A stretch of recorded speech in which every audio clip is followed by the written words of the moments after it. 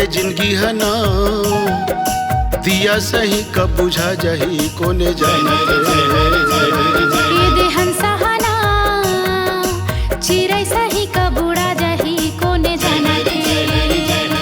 एदे जिंदगी है जी दिया सही कब बुझा जाही कोने जानत ये दे हंसा हना चिरै सही कब उड़ा जाही कोने जानत कोने जानत है कोने जानत है एदे जिंदगी है जी दिया सही कब बुझा जाही कोने जानत ये दे हंसा हना चिरै सही कब उड़ा जाही कोने जानत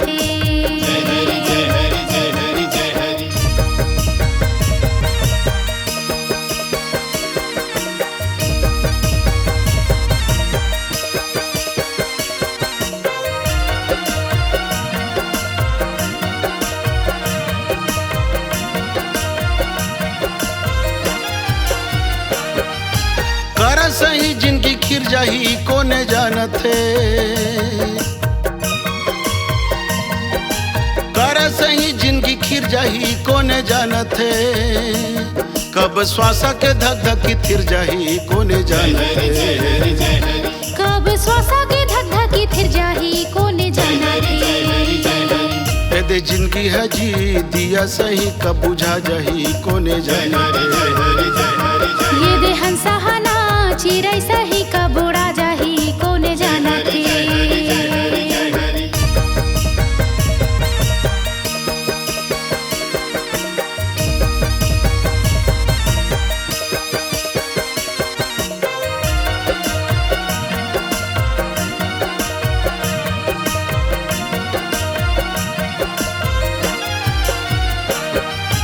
धंधोगानी जमो छूट जाही तब होता न थे धंधोगानी जमो छूट जाही तब होता न थे कब पानी के फोटका कस फुट जाही कोने जानत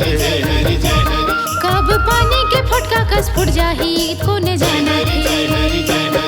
एदे जिंदगी है जी दिया सही कब बुझा जाही कोने जानत ये दे हंसा हना चिरै सही कब उड़ा जाही कोने जानत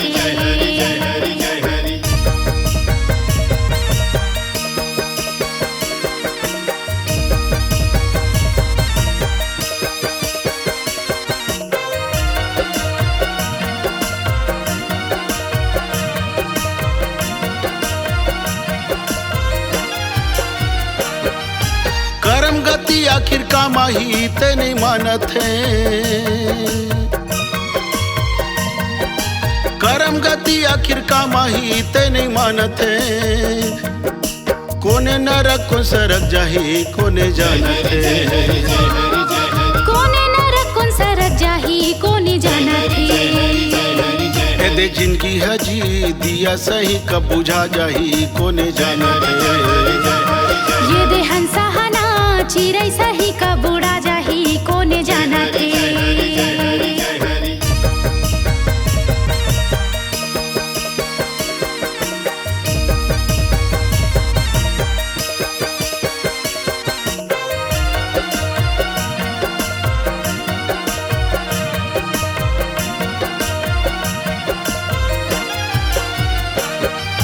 मृत्यु आई काला लील जाही चुपे ताकत है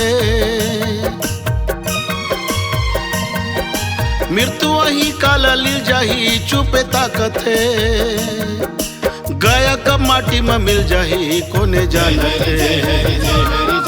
गया कब माटी में मिल जाही कोने जानत एदे जिंदगी है जी दिया सही कब बुझा जाही कोने जानत ये दे हंसा हना चिरै सही कब उड़ा जाही कोने जानत कोने जानत है कोने जानत है एदे जिंदगी है जी दिया सही कब बुझा जाही कोने जानत एदे हंसा हना चिरै सही कब उड़ा जाही कोने जानत एदे जिंदगी है जी दिया सही कब बुझा जाही कोने जानत ये दे हंसाहना चिरै सही कब उड़ा जाही कोने जानत ए दे जिंदगी हजी दिया सही कब बुझा जाही कोने जानत ये दे हंसाहना चिरै सही कब उड़ा जाही कोने जानत ए दे जिंदगी हजी दिया सही कब बुझा जाही कोने जानत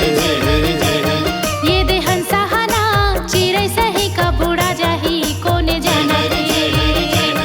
ए दे जिंदगी हजी दिया सही कब बुझा जाही कोने जानत ये दे हंसाहना चिरै सही कब उड़ा जाही कोने जानत। मित्रों नमस्कार।